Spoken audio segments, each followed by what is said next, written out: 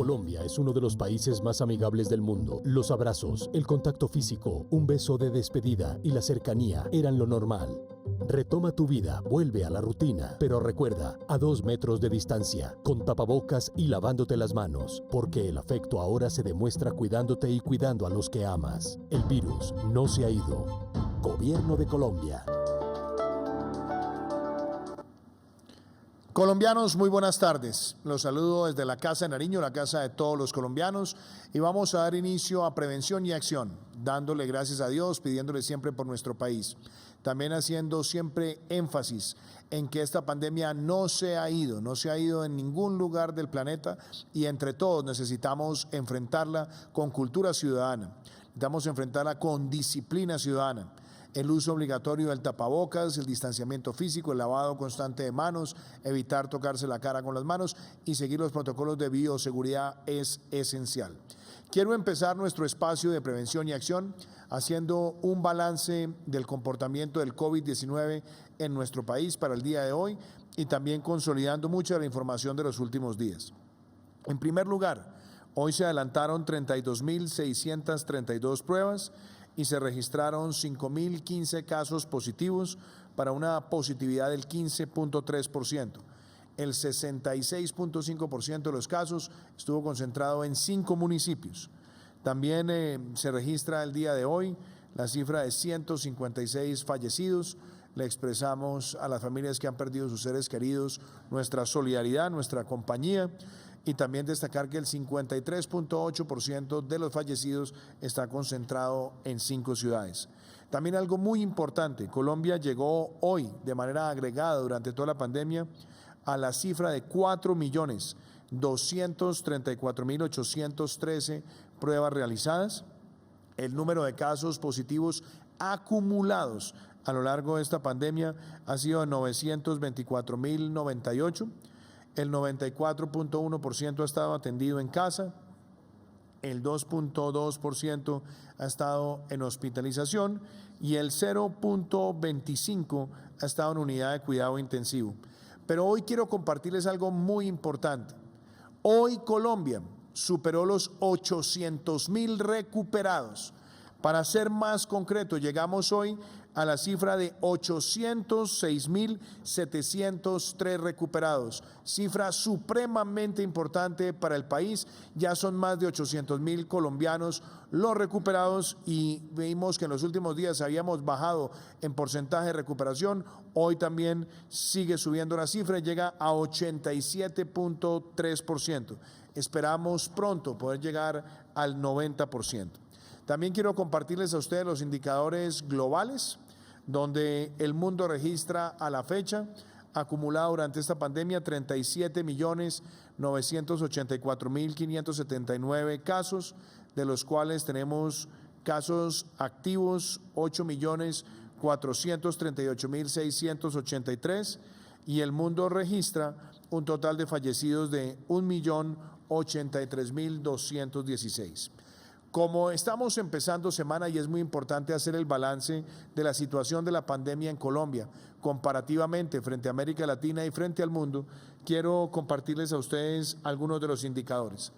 En el indicador de contagios por millón de habitantes, y yo le pido al equipo de la producción que nos muestre esta gráfica, en contagios por millón de habitantes, nosotros seguimos estando por debajo de España, por debajo de Argentina, por debajo de Estados Unidos, por debajo de Brasil, por debajo de Chile, por debajo de Perú, por debajo de Panamá.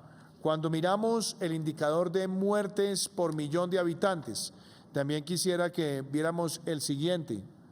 Tenemos que Colombia registra 551 muertes por COVID-19 por millón de habitantes, lo que nos sigue situando por debajo de países como Suecia, que está por 583, por debajo de Italia con 599, por debajo del Reino Unido con 633, por debajo de España con 708, por debajo de un país como Bélgica con 880.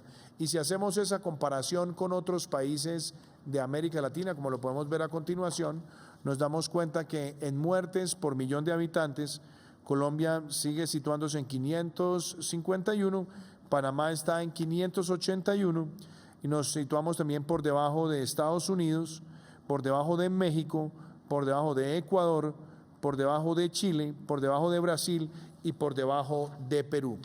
También importante ver cómo sigue avanzando nuestro país en términos de tasa de letalidad, y a continuación ustedes van a poder observar cómo la letalidad de Colombia, que es el porcentaje de personas fallecidas sobre el total de contagios, está en el 3%, mientras países como España están en el 3.7%, Francia en el 4.2%, Suecia en el 6%, Bélgica en el 6.2%, Reino Unido en el 6.9% e Italia en el 10.1%.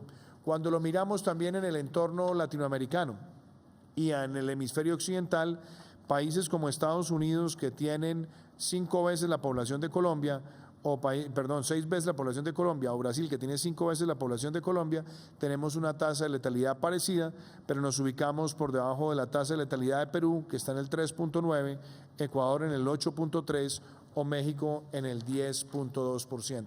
Estos son indicadores muy importantes que nos muestran a nosotros nuestro comportamiento de manera comparado.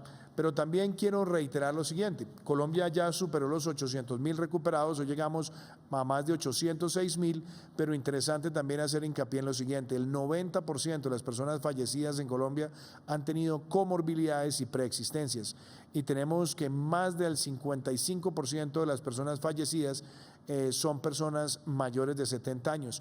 Es más, cuando nosotros miramos el número de personas fallecidas y lo miramos por rango de edad, nos damos cuenta que más del 70% son mayores de 60 años. Ahora, en cuanto a las comorbilidades, seguimos mostrándoles a ustedes lo siguiente: el 26.9% de las personas que han fallecido han presentado cuadros de hipertensión arterial.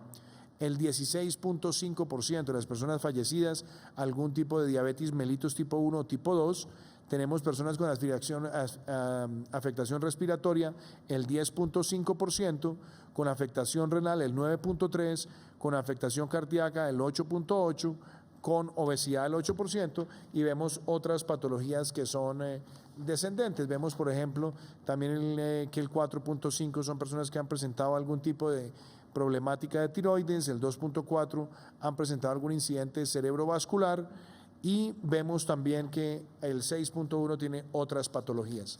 También importante destacar que en cuanto a preparación para seguir enfrentando el COVID-19 y sobre todo ante cualquier rebrote, la capacidad de unidades de cuidado intensivo de Colombia ha sido expandida, prácticamente duplicada a lo largo de esta pandemia. Y en esta gráfica vemos que Colombia, en términos de unidades de cuidado intensivo por 100.000 habitantes, está por encima de Suecia, Reino Unido, Francia, Italia, España, Bélgica, y nos situamos por debajo de países como Alemania o como los Estados Unidos. Y en el escenario latinoamericano, nosotros nos encontramos también en una posición de liderazgo, con 21 unidades de cuidado intensivo por 100.000 habitantes, por encima de Brasil, de Argentina, de Panamá, de Chile, de Ecuador, de México y de Perú.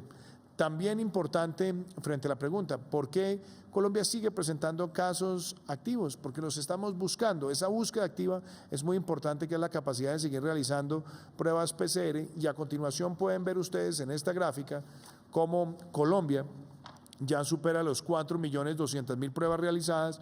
Vemos el comportamiento mes a mes, que es muy importante, y veamos el siguiente gráfico. Aquí estamos viendo las pruebas que se han venido haciendo por día, y ahí también es importante mostrar que llevamos prácticamente 3 meses con un promedio que supera las 33.000 pruebas. Eso es un esfuerzo de más de 100 laboratorios en todo el territorio nacional. También importante destacar cómo en materia de pruebas PCR, comparados con otros países de América Latina, Colombia hoy, con una población de 50.372.424 habitantes, Colombia ha realizado 68.572 pruebas PCR por millón de habitantes, y nosotros estamos en ese caso superados por países como Chile, que tiene menos de la mitad de la población nuestra, o como Panamá o como Uruguay, cuando se hace el comparativo por millón, pero podemos ver que nosotros también nos hemos ido situando en uno de los países que está a la vanguardia en pruebas PCR por millón de habitantes, donde inclusive comparado con Argentina, Bolivia, Brasil, Perú, Guatemala y México, también estamos adelante. Creo que todos estos indicadores para nosotros son supremamente relevantes y nos tienen que llevar a una reflexión. Como país hemos hecho cosas positivas, hemos tenido un buen comportamiento, hemos ampliado nuestra capacidad de hacer pruebas y ya nos estamos acercando al 90% de recuperación. No obstante, debemos tener muchísimo cuidado con las situaciones que pueden generar rebrotes. Y particularmente quiero hacer referencia a lo que hemos visto en los últimos días. Hemos visto en algunos lugares del territorio que se han empezado a relajar el uso de los tapabocas en las playas. Hemos visto un creciente número también de fiestas privadas y no se están cumpliendo estos protocolos. El riesgo a lo que nosotros nos enfrentamos es a que tengamos un rebrote que pueda traer afectaciones a los demás.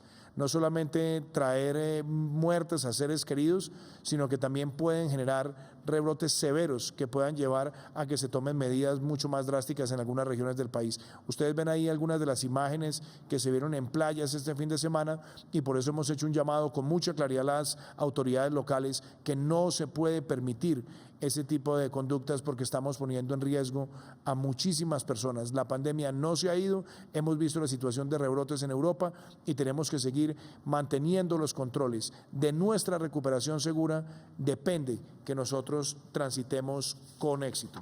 Y quiero también compartirles a ustedes hoy una historia de recuperación. Esta es la historia de Laura Sanguino, que vivió y enfrentó las dificultades del COVID-19 y ella quiere compartirle a los colombianos cuáles son sus lecciones y sobre todo cuál es su lección de autocuidado. Veámoslo.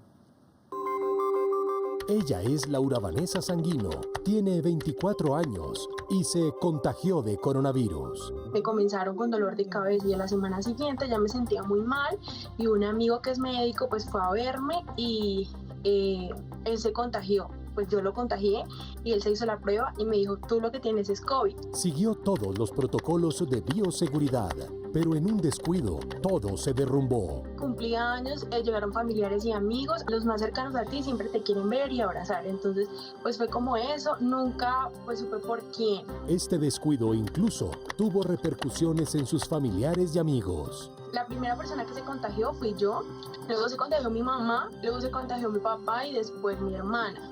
Entonces, pero a la persona que más fuerte le dio fue a mi papá, pero cuando yo ya me estaba recuperando, ellos apenas estaban ya como entrando en los dolores, en lo que yo ya había sentido, pues. Y hoy, tras esa experiencia que le dejó una valiosa lección, hace un llamado para no bajar la guardia con las medidas de autocuidado. Le quiero enviar un mensaje a los jóvenes que esto sí existe. Personalmente yo pensaba que no existía hasta que me dio. Realmente no me gusta usar tapabocas, pero en estos momentos ya lo uso y le digo a mis amigos que se cuiden mucho, que tratemos de no reunirnos mucho porque vivimos también con personas mayores que posiblemente van a sufrir más que lo que nosotros podemos sufrir. Con disciplina y autocuidado, también somos responsables con la vida. Este testimonio es muy importante porque vemos cómo también sigue agrediendo el COVID-19 a personas jóvenes. Hemos visto que el número de muertes en las personas mayores de 70 años ha crecido porcentualmente y esto también se debe a que de pronto estamos viendo que personas más jóvenes que conviven en espacios familiares no están tomando las debidas precauciones. Si bien es cierto que hemos visto una reducción del número de muertes por día, también es importante destacar que en porcentaje se siguen concentrando cada vez con más énfasis en los mayores de 70 años. Por eso el mensaje, autocuidado de las personas mayores de 70 años, pero también el cuidado que debemos tener todos con ellos compartiendo en el entorno social y en el entorno familiar. Y quiero contarles a ustedes que el PAEF sigue llegando en todo el territorio a la micro, pequeña, mediana y gran empresa. Sigue subsidiando el 40% del salario mínimo legal mensual de más de 3 millones de trabajadores vinculados a empresas y empleadores individuales que han visto afectada su facturación un 20% o más. Pero hoy también quiero contarles a ustedes algo muy importante. Hoy se cumplió la conciliación en la Cámara de Representantes y vamos para el Senado el día de mañana, donde tenemos también un elemento muy favorable para todo el pueblo colombiano, y quiero destacar el trabajo en equipo que se ha tenido con el Congreso de la República. No solamente se extiende el PAEF hasta marzo, que ya lo hemos dicho, sino que también se han tomado dos decisiones muy importantes. La primera, que se va a pasar del 40 al 50% del subsidio del salario mínimo legal mensual a las trabajadoras mujeres de esas empresas que han visto afectada su facturación un 20% o más. Y también se eleva al 50% a los trabajadores del sector turístico de nuestro país, que ha sido uno de los más afectados. También con esto damos un mensaje importante de reactivación. Y hoy justamente quiero mostrarles cómo el PAEF está protegiendo más de 140 empleos en un empleador, Panamericana de Viajes, un sector altamente afectado por el COVID-19, pero que gracias a esta herramienta ha protegido puestos de trabajo y sigue apostándole a la reactivación segura de Colombia. Veamos. Decidimos acogernos al programa PAEF porque el turismo fue lo primero que se cerró y realmente nuestra facturación, los ingresos bajaron totalmente. Fue muy sencillo. En la siguiente quincena ya teníamos la plata. Fue muy fácil. Fue un alivio muy grande. Eso ayudó mucho a la generación de empleo, a la conservación del empleo. Se vieron beneficiados 147 personas durante 4 meses. Nosotros nos acogimos hasta el 15 de agosto y la verdad que fue una gran ayuda. Estamos llenos de esperanzas que poco a poco vamos saliendo. Aspiramos que de aquí a diciembre estemos facturando un 40% de lo anterior. Presidente, el programa fue maravilloso. Gracias. Panamericana de Viajes dice gracias, pero las 147 familias con sus niños, papás, mamás vivieron mucha felicidad. En turismo, muchos de nosotros nos acogimos y agradecemos cantidad. Ahí estamos viendo nosotros cómo sigue llegando el PAEF y de nuevo el mensaje tan importante con el Congreso de la República. Vamos a subir el subsidio del 40 al 50% del salario mínimo legal mensual a las mujeres trabajadoras de esos empleadores que han visto afectado 20% más su facturación. PAEF va hasta marzo del año 2021 y lo mismo vamos a hacer ese proceso, elevar del 40 al 50% a los sectores del turismo que se han visto seriamente afectados. Hoy le hemos pedido al ministro Fernando Ruiz que hagamos un balance sobre el comportamiento de la pandemia en el país. Como les decía, hay unas razones para ser optimistas, no triunfalistas, que nos hemos compartido con ustedes, con los indicadores que se han construido con la Organización Mundial de la Salud y la Organización Panamericana de la Salud, pero también hay un mensaje muy de fondo, y es que hemos visto que veníamos cayendo muy rápidamente en el número de casos activos, pero hemos visto que en las últimas 2 semanas se han crecido en algunos lugares del país donde se han visto aglomeraciones. Las aglomeraciones son una amenaza a la vida de muchas personas. Tenemos que evitarlas, y no solamente evitarlas, sino que es una responsabilidad de las autoridades locales también velar para que este tipo de cosas no sucedan, y por supuesto quienes están induciendo que se produzcan esas aglomeraciones, por supuesto están violando también las normas de una emergencia sanitaria, poniendo en peligro la vida de los demás. Yo quiero que el ministro haga un balance sobre cómo van estas cifras, donde hemos visto también esos crecimientos que ha detonado estos fenómenos y cómo se está viendo la lectura del comportamiento de la pandemia en varios municipios. Hemos visto en algunos municipios que ha crecido el número de casos activos, también el número de hospitalizaciones, y por supuesto se están tomando medidas focalizadas de la mano de los gobernadores y los alcaldes. Ministro Fernando Ruiz, creo que el balance tiene que ser muy explícito, muy puntual y con mensajes de alerta también para el pueblo colombiano. Y está también con nosotros hoy la doctora Gina Tambini, quien es la representante de la Organización Mundial de la Salud y la Organización Panamericana de la Salud en Colombia, que también va a transmitir unos mensajes de alerta para prevenir aglomeraciones y también medidas que son importantes para que entre todos mantengamos la reactivación segura de Colombia. Lo escuchamos, ministro. Muchas gracias, señor presidente. Un saludo para todos los colombianos y para mis compañeros de gobierno que están aquí en la mesa, invitados. Yo quiero hoy hacer un análisis muy crudo y muy enfático de cómo vamos en términos de la pandemia. Si vemos la primera gráfica donde vemos la situación de Colombia, cómo efectivamente Colombia alcanzó ese pico, tanto en el número de casos como en el número de fallecidos, en la última semana de julio. Y a partir de esa semana hemos venido bajando de manera consistente. Una subida que fue rápida, que fue relativamente con una pendiente relativamente acelerada, pero la bajada ha sido menos pronunciada, y hemos observado un estancamiento que se ha venido dando durante las últimas 3 a 4 semanas. Este estancamiento, en el análisis que hemos hecho, que hicimos hoy en el Comité Estratégico del Ministerio, no está necesariamente relacionado con el proceso de apertura. Afortunadamente la apertura, en donde consideramos que hay todos estos procesos de protocolos, de seguimiento de protocolos en lo comercial, en lo industrial, en la construcción, no ha tenido un efecto tan preponderante en la reducción de la velocidad de reducción del número de casos, pero sí los eventos puntuales sobre los cuales queremos llamar hoy muchísimo la atención. Entonces, en la siguiente gráfica se observa cómo, a pesar de esto, tenemos todavía y afortunadamente una disponibilidad del 44% de camas disponibles de cuidado intensivo, y hemos venido teniendo una reducción en el número de ingresos diarios a unidad de cuidado intensivo que se ha manifestado a partir del pico. Pero si pasamos a la siguiente, observamos, a manera de ejemplo traje 2 ciudades, pero esto se repite en varias ciudades del país. Por ejemplo, en la ciudad de Medellín se da este pico pronunciado el día 23 de septiembre, que refleja en un pico de fallecimientos el 27 de septiembre, porque hay que tener esa claridad. El COVID produce número de casos, pero ese aumento de casos lleva necesariamente después a unos casos de mortalidad. El 23 de septiembre, que se presenta en varias ciudades del país, en pico, coincide con la presentación de casos una semana después de las festividades del Día del Amor y la Amistad. Esto hay que tenerlo en cuenta y es muy importante como mensaje para los colombianos. Si yo me reúno en casa, si yo hago fiestas familiares, me relajo, no uso el tapabocas y hago aglomeraciones dentro de la vivienda, es probable que esas aglomeraciones terminen afectando y generando contagio dentro de las familias, en particular si no viven todos dentro de la misma vivienda.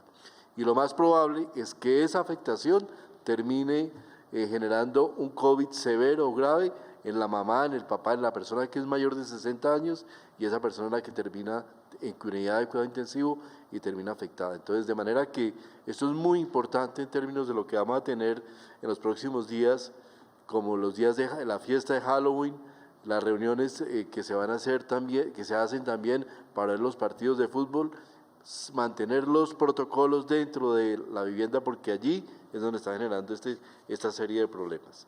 Siguiente, en Medellín todavía tenemos un 34% de disponibilidad de cuidado intensivo, pero otro ejemplo es Neiva. Neiva también tiene un pico exactamente el 25 de septiembre, coincidente, y se repite en otras ciudades como Armenia, como Manizales, la misma situación. Ya habíamos evidenciado adicionalmente en Bogotá, pasemos a la siguiente. Esta es la disponibilidad de camas de Neiva, que está relativamente bajo. Neiva está en situación de pico de rebrote, pero me refería que también en Bogotá hemos evidenciado efectivamente que hemos tenido unas situaciones de afectación severa con motivo de las aglomeraciones, de las situaciones de orden público que se han presentado, donde se relajan todas las medidas y se pierde completamente la disciplina social, tema que es muy importante. Y en la última gráfica podemos ver cómo se refleja esto en los casos activos por millón de habitantes. La siguiente, por favor. En la última gráfica vemos cómo esos casos activos que empezamos al inicio de la epidemia por 1.131 casos activos por millón, subimos en el pico a 3.332 casos activos, y lo que esperábamos es efectivamente una bajada consistente, seguramente prolongada, pero consistente. Se nos están generando estos picos intermedios relacionados con estas actividades, tanto de pérdida de la disciplina dentro de las viviendas como pérdida de la disciplina en el espacio público, donde la generación de aglomeraciones nos puede estar haciendo un efecto bastante negativo y nocivo en la tasa de reducción que esperamos se dé en el número de casos. Estamos en la etapa de aislamiento preventivo con disciplina social, y aquí la disciplina social es fundamental para lograr y para generar lo que todos esperamos, que es una reducción marcada y sostenida en el número de casos y en la situación de epidemia en el país. Muchas gracias, ministro Fernando. Y yo creo que también hay un tema que ha sido recurrente en los últimos días y son las fiestas y las reuniones familiares que sabemos todos los colombianos las hemos querido tener y compartir con personas que no hemos visto en mucho tiempo. Pero el mensaje también es cuáles son esas medidas y esos protocolos que debemos observar para evitar que esto genere una dinámica de rebrote que afecte a todo el país. Por eso es muy importante que vean este mensaje de cuáles son esas pautas y protocolos para seguir en el entorno familiar. El 6 de marzo se registró el primer caso de COVID-19 en Colombia. Desde ese día nuestra cotidianidad cambió y solo hasta ahora podemos retomar muchas actividades económicas y sociales con la conciencia del autocuidado. Estamos ante una situación diferente. No es la normalidad a la que estábamos acostumbrados antes de marzo. Por eso es que debemos cuidarnos y cuidar a nuestras familias, cuidar a nuestros amigos y compañeros de trabajo. Las cifras indican que el aumento de casos no se ha dado por la apertura económica, sino por los encuentros sociales. Encuentros en casa y sin distanciamiento, con consumo de alcohol, sin elementos de protección personal y en aglomeraciones. El que nos invita a una fiesta, el que no usa tapabocas y no guarda el distanciamiento físico, el que no se aísla ante los síntomas y el que promueve las aglomeraciones, no nos está haciendo un favor. Estamos en pandemia, el virus no se ha ido. Podemos compartir con quienes queremos, pero con responsabilidad y conciencia de todo el cuidado que implica. En nuestras manos está protegernos. Digamos no a las aglomeraciones, no a las reuniones sin autocuidado. Si nos cuidamos, avanzamos. Bueno, y aquí podemos también nosotros asumir que hay un reto global, un reto que se está viendo además en todo el mundo, que tiene que ver particularmente con los rebrotes y la forma de prevenirlos. Estábamos viendo este mensaje de cómo tener el cuidado en el entorno familiar. Hoy la doctora Gina Tambini, la representante de la OMS y la OPS en Colombia, nos trae también un mensaje de lo que ha sido la lectura que han hecho estos dos organismos de lo que está pasando en el mundo y de cómo evitar que esto ocurra en América Latina. Claramente lo hemos visto con mucha contundencia. La OMS ha dicho: cuidado con las aglomeraciones, son el principal causante de los rebrotes. Nosotros hemos fijado medidas muy claras, no solamente de orden público, sino también de orden sanitario, y quienes las estén violando, están violando la ley y el Código Penal. Pero necesitamos que más allá de esa aplicación normativa clara, que además empodera a las autoridades para hacerlas cumplir, tenemos que partir de la base de la responsabilidad individual frente a estos fenómenos. Doctora Gina Tambini, gracias por estar nuevamente en Prevención y Acción, y yo quiero que usted le transmita a los colombianos ese mensaje que fue tan contundente y tan claro por parte de la OMS y la OPS este fin de semana con respecto a evitar los rebrotes en América Latina, porque ustedes también lo han dicho, se han visto rebrotes en Europa, pero ustedes claramente dicen que un rebrote en América Latina podría tener consecuencias realmente desastrosas. Entonces, ¿cómo evitarlo? Y el mensaje que usted le transmite a las familias colombianas. Buenas noches, señor presidente. Los datos son contundentes. La Organización Mundial de la Salud para el día de hoy reporta más de 37 millones de personas en el mundo que han contraído la enfermedad y que lamentablemente se reportan también más de 1 millón de muertes. Estos datos nos muestran claramente que la inmensa mayoría de la población es aún susceptible. Tenemos que estar alertas. El virus sigue circulando en nuestros países y no podemos bajar la guardia. En la región de las Américas, más de 18 millones de casos se han notificado y lamentablemente más de 592,000 fallecimientos. Esto representa cerca del 50% de los casos a nivel mundial y más de la mitad de las muertes. Hay también unas nuevas formas de propagación. Se ve un auge, sobre todo en las personas jóvenes que tienen síntomas leves o no tienen síntomas y que no están conscientes de que están infectados. Pero estos jóvenes no son inmunes, que también pueden tener los efectos graves de la nueva enfermedad que es la COVID-19.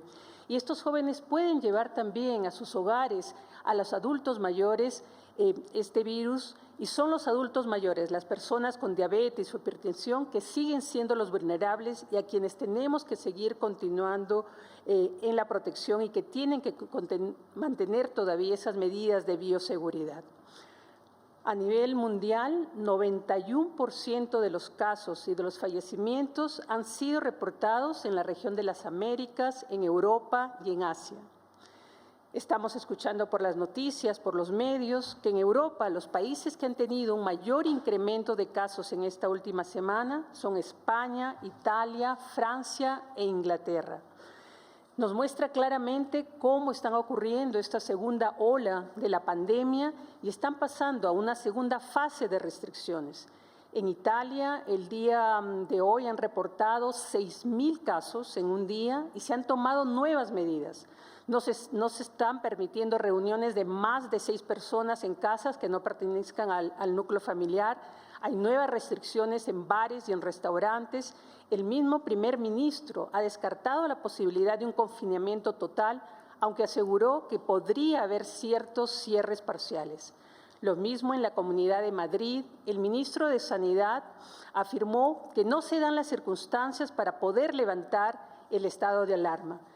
Y lamentablemente vemos también un incremento significativo en Inglaterra. Se están duplicando los casos en cada 7 días, como nos ocurría al inicio de la pandemia. Y sobre todo se están ubicando en conglomerados, en lugares educativos, en lugares de trabajo, en hogares que cuidan a mayores, lo que nos llama una mayor atención a tener cuidado de esos conglomerados, poder caracterizarlos y poder tomar las medidas necesarias. Ante todo esto, ¿qué recomienda la Organización Mundial de la Salud y la Organización Panamericana de la Salud? Tenemos que evitar las aglomeraciones. Tenemos que evitar esos eventos que pueden incrementar el número de casos, que pueden crear brotes explosivos. Tenemos que proteger a las poblaciones vulnerables, a los mayores de edad, a las personas que tienen enfermedades crónicas, para poder salvar las vidas, poder reducir esa sobrecarga en los servicios de salud. Tenemos que continuar con la pedagogía, continuar educando y empoderando a las comunidades para protegerse y proteger a los demás. Y no está más de decir, mantener esas medidas de protección personal, el distanciamiento físico de 2 metros, el lavado de mano, el buen uso del tapabocas, el etiquetado respiratorio, evitar esos lugares donde no hay una buena ventilación y hay un número importante de personas. Y sobre todo, seguir reforzando lo que son las medidas básicas de salud pública, el PRAS, como lo conocemos en Colombia, la identificación de casos, su aislamiento, tomarle la prueba, el cuidado integral y el seguimiento de sus contactos. Así podemos interrumpir las cadenas de transmisión. Si hacemos todo en conjunto, vamos a poder continuar con esa vida activa y productiva. Es importante esa responsabilidad individual y responder a todas estas medidas. Muchísimas gracias, doctora Gina. Yo creo que más claro no se puede, y yo creo que esa recomendación que hacen ustedes también desde la Organización Mundial de la Salud es absolutamente contundente. Y hay preguntas también que han surgido en los últimos días con respecto a la capacidad que tiene el país de irse preparando para el desarrollo de una eventual vacuna y de cuál sería la forma de almacenarlas y la manera como se administraría esa logística. Con el equipo del Ministerio de Salud hemos trabajado en esa preparación, con el ministro Fernando Ruiz y también con todo el equipo del ministerio en tener preparada desde ya lo que sería esa logística. Sabemos que ese día todavía está lejos, o por lo menos más lejos de lo que todos quisiéramos, pero este mensaje de cómo se prepara Colombia para almacenar vacunas es muy importante. Los invito a que lo conozcan. El Ministerio de Salud y Protección Social está preparado para recibir, almacenar y distribuir las más de 10 millones de vacunas contra COVID-19 cuando lleguen al país. En una bodega de más de 2.000 metros cuadrados y una altura de 12 metros, ubicada en la zona franca de la ciudad de Bogotá, se almacenan los biológicos, insumos y medicamentos de salud que garantizan el programa de vacunación PAI y los 6 programas de salud pública. La infraestructura física de red de frío está compuesta por 2 cuartos fríos con temperatura de 2 a 8 grados centígrados y un cuarto de congelación de -15 a -25 grados, con una capacidad de albergar hasta 48 millones de dosis. Cuenta con un sistema de monitoreo remoto, cumpliendo con altos estándares de calidad y conservación que garantizan la calidad de estos insumos, los cuales son enviados a las Secretarías de Salud en transporte puerta a puerta, garantizando la cadena de frío. Es muy importante resaltar que el Ministerio de Salud adquiere las vacunas e insumos y los distribuye a las entidades territoriales de salud para que éstas las entreguen a las diferentes instituciones de salud y sean aplicadas de manera gratuita. El Ministerio cuenta con una herramienta de información denominada PAI-Web, con el que se puede hacer un seguimiento niño a niño de su esquema de vacunación desde el nacimiento hasta completar las dosis y refuerzos establecidos en el esquema de vacunación. Esta herramienta, administrada por el Ministerio, está implementada en todo el país a través de las secretarías departamentales, distritales y municipales y de las instituciones prestadoras de servicios para que puedan acceder y actualizar permanentemente cada vez que se aplica un biológico o ingresa un niño nuevo o niña al sistema. De igual forma, a través del aplicativo, las entidades territoriales de salud programan las solicitudes de vacunas que requieren para cumplir con las coberturas. Con esta misma dinámica de conservación y distribución, se trabajará para que los colombianos puedan contar con las vacunas contra el COVID-19. Si nos cuidamos, avanzamos. Así se prepara Colombia también para ese proceso. Y está con nosotros el doctor Carlos Alvarado, quien es el director médico de Janssen, la filial farmacéutica de Johnson & Johnson en nuestro país. Salió un anuncio en las últimas horas donde Janssen tomaba la decisión de suspender ensayos clínicos por una situación que se presentó en algunos de los pacientes en el mundo sometidos a estas pruebas. Pero como todo, han aparecido mensajes alarmantes, noticias falsas, y qué mejor que escuchar directamente de quienes han estado involucrados en este proceso para que nos cuenten en qué consiste la decisión que se tomó y que también le informen a los colombianos y por supuesto al mundo de cómo va a seguir el proceso de estudios de fase 3, los estudios clínicos, y cómo también esto puede traer implicaciones en las personas que estaban en los listados para someterse a esos exámenes clínicos de vacunas. Así que, doctor Alvarado, creo que la pregunta es muy clara y qué bueno que usted pueda explicarle y aclararle a los colombianos, pero también a muchas otras personas que pueden informarse a través de su testimonio. Señor presidente, muchas gracias por la invitación y buenas tardes a usted y al gabinete. Bueno, yo quería empezar por decir que nuestro proceso es un proceso que se basa en la ciencia y que estamos recopilando suficiente información para que tengamos una decisión informada, y estamos absolutamente comprometidos con seguir proporcionando información de manera transparente de todas las futuras actualizaciones. Puntualmente lo que pasó es que pausamos temporalmente todos los ensayos con nuestro candidato de vacuna COVID-19, incluido el fase 3 Ensemble que está en curso acá en Colombia, debido a un evento adverso que aún está bajo investigación en uno de los participantes del estudio.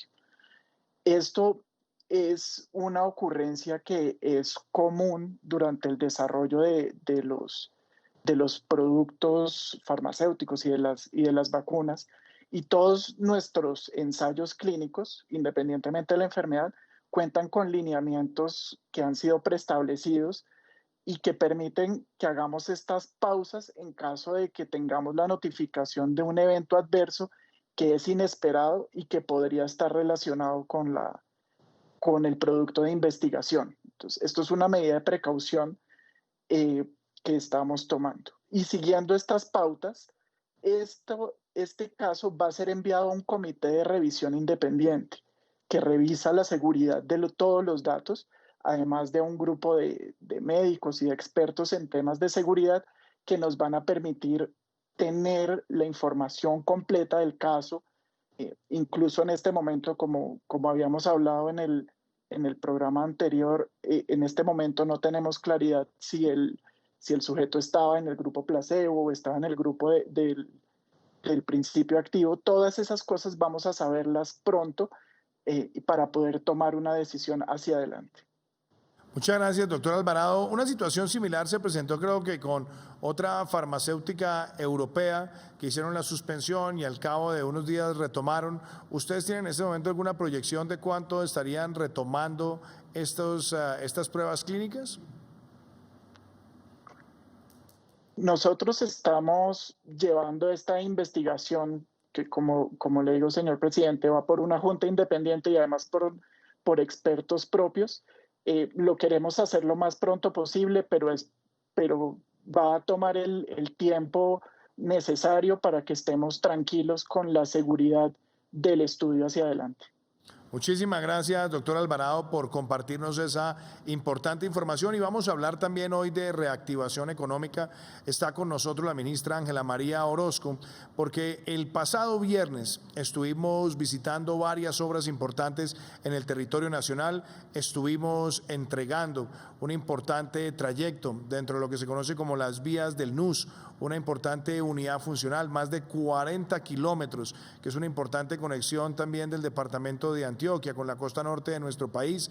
Estuvimos además compartiendo con el señor gobernador de Antioquia, Luis Fernando Suárez, con varios de los alcaldes del nordeste y claramente se ve la importancia que tiene esta obra para la reactivación económica, para la generación de empleo, pero también para mejorar la competitividad de nuestro país. También el pasado día viernes estuvimos entregando el centro de comando y control del proyecto de infraestructura conocido como Pacífico 2, también en el departamento de Antioquia, y ahí se entregó un centro comunitario donde está además el centro de control de la concesión, pero adicionalmente un centro comunitario habilitado que contó con la arquitectura del maestro Giancarlo Manzanti y que además se ha convertido también en un espacio para las tiendas campesinas. Sin duda, marca un hito en esta infraestructura que tiene también un tinte y una connotación social para beneficiar a miles de pobladores en la zona de influencia de ese trayecto. Y estuvimos también en el departamento de Santander, entregando la que se conoce como Vía Yuma, entregamos 21.3 kilómetros de Vía Yuma, que es además un corredor supremamente importante y estamos también trabajando con otras fuentes de financiamiento para que los 8 kilómetros restantes, que además han tenido algún grado de complejidad en temas sobre todo ambientales y comunitarios, los podamos resolver para concluir este proceso antes de que finalice el año 2021 o a más tardar en el primer bimestre del año 2022. Pero se entregaron 21 kilómetros de primer nivel que además representan una gran conexión para el departamento de Santander. Estuvimos también en Barrancabermeja hablando de proyectos que se adelantan con Cor Magdalena, como es el caso también del malecón que se tendrá ahí en la cercanía al río Magdalena en Barrancabermeja, y estuvimos también hablando de otros proyectos como Curros Málaga, también Charalá San Gil, que harán parte también del proyecto de reactivación económica Compromiso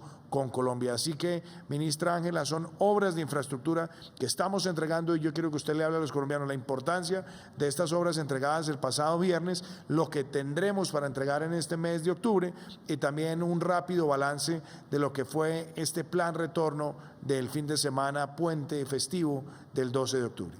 Así es, presidente. Buenas noches a todos nuestros colegas y a todos los colombianos que nos acompañan. El viernes pasado iniciamos el mes de octubre con la entrega de 3 importantes proyectos, poniendo al servicio de la comunidad los mismos. El primero que usted mencionó fueron los 40 kilómetros en el proyecto Vías del NUS, que conecta el nordeste antioqueño con los puertos del Caribe y que va a mejorar la competitividad y la conectividad del centro del país, obviamente con la costa norte de Colombia. Fueron 5 kilómetros de doble calzada entre Porcecito y Santiago y 35,6 kilómetros de rehabilitación entre Cisneros y el Alto de Dolores, con la construcción de 2.7 kilómetros de tercer carril en la última subida del proyecto, con una inversión de más de 100.000 millones de pesos, con una generación de 1.207 empleos, y con esto ya llevamos un 77% de ejecución del proyecto. Esto fue uno de los proyectos que cuando llegamos al gobierno tenía apenas un 1.6% de avance y hoy vamos en un 77% de avance. Igualmente entregamos, como usted mencionó, mencionó, el Centro de Control de Operaciones del proyecto Pacífico 2. Ese es un proyecto fundamental que va a conectar no solamente Antioquia con el eje cafetero, sino también con el puerto de Buenaventura. La suma de los tres proyectos, Pacífico 1, 2 y 3, va a pasar de 15 horas el viaje entre Medellín y el puerto de Buenaventura a 10 horas. Y esto que se entregó fue el Centro de Control Operativo, una inversión de 14.000 millones de pesos que generó alrededor de 100 empleos, donde no solamente va a estar el Centro de Control de Operación de todo el corredor, que son 96 kilómetros completos del proyecto con 1.4 billones de pesos de inversión, sino donde también se diseñó y se montó un centro comunitario, precisamente donde va a haber mercados agrícolas, ferias turísticas, centros de capacitación y entrenamiento a la comunidad. Aquí de hecho tenemos un video con un testimonial de una de las personas que se va a ver beneficiada de este gran centro comunitario. Es un hito y es un ejemplo muy importante para los demás proyectos de concesiones carreteras en el país.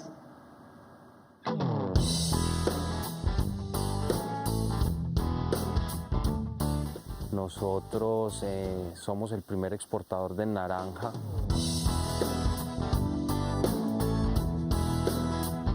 Pacífico 2 para nosotros ha sido estratégicamente una oportunidad para sacar nuestros productos al mercado. Nos ha facilitado mucho y nos ha aminorado los costos logísticos de traslado. Nos disminuyó mucho los tiempos para llegar a los diferentes puertos. El principal puerto para nosotros en este momento es Turbo, donde sacamos el 90% de las exportaciones.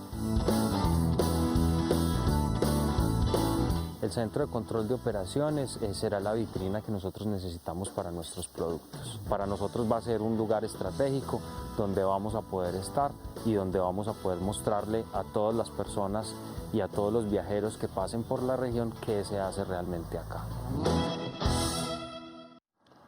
Así es. E igual quiero resaltar el proyecto que se entregó en el departamento del Santander. Fueron 21,7 kilómetros de un proyecto de 30 kilómetros en total, que fue un trabajo conjunto y un esfuerzo conjunto entre la Gobernación de Santander, la Alcaldía de Barrancabermeja, Ecopetrol y el Invías. Fueron alrededor de 420.000 millones de pesos de inversión, donde se está entregando los sectores 0 y 3 del proyecto Yuma, que está conectando obviamente la Ruta del Sol 2 con Bucaramanga y con Barrancabermeja, y que va a significar un impacto enorme en términos de la competitividad de la región y la conexión del centro del país, de Santander, con la costa caribe. Es muy importante decir que este proyecto generó 200.000 empleos y que también se anunció el compromiso de seguir en este esfuerzo conjunto entre estos cuatro actores, Ecopetrol, el Invías y la Alcaldía de Barrancabermeja y la Gobernación, para culminar este proyecto. Y aquí también los quiero invitar a escuchar un testimonial de la importancia del proyecto Yuma. Estamos en la vereda La María, corregimiento El Centro, municipio de Barrancabermeja. Desarrollamos actividades como la apicultura, que tenemos ya una línea de vida totalmente desarrollada. De igual manera tenemos plantaciones de caucho, plantaciones en desarrollo de cacao, tenemos piscicultura. Conjuntamente en el desarrollo de este proyecto tan importante para esta región, a que las fincas, los productores agropecuarios tengan posibilidades de sacar sus productos al mercado con rapidez. Esta vía es un desarrollo para la región, porque nos conecta con Antioquia, nos conecta con el sur de Bolívar, saca muy rápido hacia la Ruta del Sol, que es la vía que nos encadena pues, hacia el interior del país. Con esto, señor presidente, seguimos adelante con su gran premisa de gobierno, y es concluir las obras que son de los ciudadanos colombianos. Precisamente dentro del transcurso del próximo mes estaremos entregando, por un lado, este sábado en Pasto pondremos al servicio las obras de remodelación del aeropuerto Antonio Nariño de Chachagüí, con una inversión de más de 63.000 millones de pesos, y que cuando llegamos al gobierno, a pesar de estar contratado hace mucho tiempo, estaba totalmente estancado. Eso es uno más de las demostraciones de los entregables que usted está dando con ese programa suyo de concluir. También pondremos al servicio la unidad funcional 2 del proyecto Puerta del Hierro Cruz del Viso. Estamos hablando de 65 kilómetros y de una inversión de alrededor de 247.000 millones de pesos. Y también pondremos al servicio la unidad funcional 6 del proyecto Pamplona-Cúcuta, rehabilitando 51 kilómetros de calzada sencilla, 11 kilómetros de doble calzada y construyendo 600 metros de segunda calzada con una inversión de alrededor de 140.000 millones de pesos. Y finalmente también estaremos entregando los 32 kilómetros de pavimentación y rehabilitación del proyecto Mayapo-Manaure, beneficiando no solo al sector turístico de La Guajira, sino también a los productores de sal de Manaure con una inversión de más de 62.000 millones de pesos. Todo esto no solamente reactivando la economía, sino mejorando la conectividad del país y conectando a los colombianos consigo mismos. Igualmente queremos resaltar que durante esta semana de receso se dio un ejemplo de reactivación del sector transporte. Se dio un reto muy importante. Uno de los grandes retos era entender que hasta el 1 de septiembre habíamos tenido una disminución importante en siniestralidad vial, obviamente derivada de las restricciones a la movilidad. El reto era mantener esa tendencia a la baja aún con una movilidad activa y totalmente abierta una vez eliminadas las restricciones y reactivada la economía. Lo logramos, señor presidente, una disminución del 21% en siniestralidad vial y de un 23% en los fallecidos por siniestros viales. Obviamente la meta es llegar a cero, pero creo que se movilizaron más de 8 millones de vehículos en todo el país e igualmente se movilizaron en los aeropuertos alrededor de 263.000 pasajeros, todos con el estricto cumplimiento de los protocolos de bioseguridad. Es un ejemplo de reactivación importante y es un ejemplo de cumplir la meta, donde el reto es más importante aún, mantener las tendencias de disminución de siniestros viales aún en etapa de reactivación. Muchas gracias, ministra Ángela. Y también hablando de reactivación económica, una de las tareas que nosotros tenemos en Compromiso por Colombia es avanzar con la siembra de árboles, donde nuestra meta es llegar a 180 millones de árboles para agosto del año 2022. Nuestra meta es seguir avanzando para llegar a cerca de 50 millones de árboles sembrados a finales de este año. Y está con nosotros el ministro de Medio Ambiente. Está el doctor Carlos Correa, que ayer estuvo participando en una sembratón nacional que llegó a una cifra récord en un día de 1.460.000 árboles, trabajando con las corporaciones autónomas regionales, pero también trabajando con el sector privado. Queremos que esta meta se cumpla y también la estamos mirando desde una posibilidad productiva, donde queremos vincular también iniciativas de siembra silvopastoril y estamos también avanzando en temas que son importantísimos como los cultivos agroforestales. De manera que nosotros queremos lograr esa meta. Colombia cree además que ponerse una meta tan ambiciosa es fundamental en nuestro compromiso con proteger la naturaleza y la biodiversidad. Ministro, en medio de esta pandemia se desarrolló una gran sembratón, 1.460.000 árboles. Háblenle a los colombianos de esta importante jornada. Buenas noches, presidente, a todos los colombianos. Así como lo ha dicho, ayer estuvimos en Cali. Los colombianos quieren sembrar. Lo vimos ayer, una suma de esfuerzos importantes que logramos sembrar 1.460.000 árboles y ya a hoy vamos en 38 millones de árboles sembrados con esa meta que usted ha dicho de 50 millones para cerrar el año. Un agradecimiento enorme a las fuerzas militares, a la policía, a los bomberos, a los entes territoriales, alcaldes y gobernadores que estuvieron dando este apoyo, pero a todos los colombianos que han salido a sembrar. Tenemos un gran reto que es sembrar, conservar, presidente, y vamos en los próximos días a tener también una aplicación para que cada uno de los colombianos pueda registrar en esa aplicación móvil dónde está su siembra, poderla georreferenciar y sumar a este esfuerzo de los 180 millones de árboles. Algo muy importante, presidente, en la reactivación es que de aquí al 2022, con la siembra de estos 180 millones de árboles, vamos a poder generar más de 100.000 jornales. Esto va a tener una activación en el empleo muy importante y la dinámica va a ser muy positiva, no solamente de los entes territoriales, del Estado, del Gobierno Nacional, sino también de todos los colombianos. Nos están llamando rectores, empresas privadas que se quieren vincular y esto es una causa nacional. Poder sembrar 180 millones de árboles, presidente, pero además frenar la deforestación. El día sábado estuvimos en el corazón de la Amazonía, en el Caquetá. Logramos con la operación Artemisa frenar la deforestación de 1.460 hectáreas apenas a 37 kilómetros del Parque Nacional Chiribiquete y la idea es trabajar intensamente para frenar la deforestación, pero al mismo tiempo hacer la siembra masiva de estos 180 millones de árboles. Gracias, ministro Carlos Correa.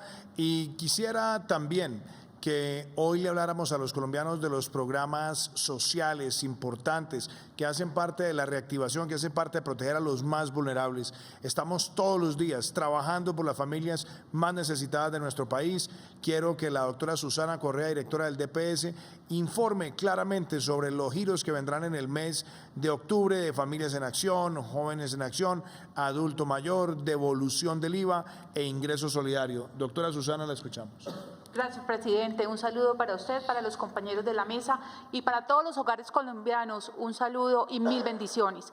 Presidente, octubre, como usted lo dice, es un mes importante. Vamos a llegar con todos nuestros giros. Con Familias en Acción y Jóvenes en Acción empezaremos nuestra dispersión el 30 de octubre. Con Familias en Acción llegaremos con el quinto giro a 2.600.000 familias con una inversión de 777.000 millones de pesos, incluido el aumento por IPC. Y a jóvenes, aquí hay un dato muy importante, presidente. En su gobierno hemos crecido 253% en beneficiarios de Jóvenes en Acción. Así pues que en este quinto giro vamos a llegar a 403.000 jóvenes con una inversión de 290.000 millones de pesos. En devolución de IVA la dispersión empezó el 21 de septiembre. Empezamos primero con ese 70%, 700.000 hogares que pertenecen a Familias en Acción. El 16 de octubre empezamos con el 30% de adultos mayores, o sea, los 300.000, para completar el millón de hogares a los que estamos llegando con devolución de IVA con una inversión de 75.000 millones de pesos. Colombia Mayor, el 30 de septiembre iniciamos el séptimo pago. Ya 1.588.000 adultos mayores tienen en su haber, ya han cobrado los recursos con una inversión superior a 225.000 millones de pesos. Y el octavo pago lo empezaremos su dispersión el 28 de octubre, llegando a 1.7 millones de adultos mayores con una inversión mayor a 268.000 millones de pesos. Y nuestro último programa, Ingreso Solidario, presidente, empezaremos el 23 de octubre la dispersión. Estamos realizando la entrega del sexto y el séptimo pago a los 3 millones de beneficiarios de este programa. Sin embargo, tenemos que tener claro que los recursos que van a través de giros, en este mes, el 23, empezaremos el sexto y el séptimo pago. Los bancarizados, así como lo recibieron el mes anterior, recibirán solamente entonces el séptimo pago porque están consignados a su cuenta.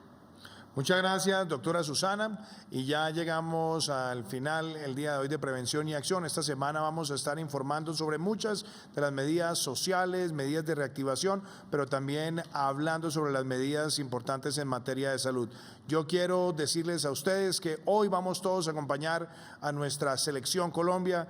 Esperamos que a todos les vaya muy bien, que tengamos una victoria, pero sobre todo el mensaje, hoy tenemos que estar en el hogar de manera segura, cuidarnos, cuidar a los demás y también en el momento de la celebración siempre tener muchísima prudencia, porque aquí tenemos que cuidarnos todos y cuidar a los demás. Los dejo con este mensaje de autocuidado y mañana estaremos con ustedes a las 6 de la tarde en Prevención y Acción. Muchísimas gracias.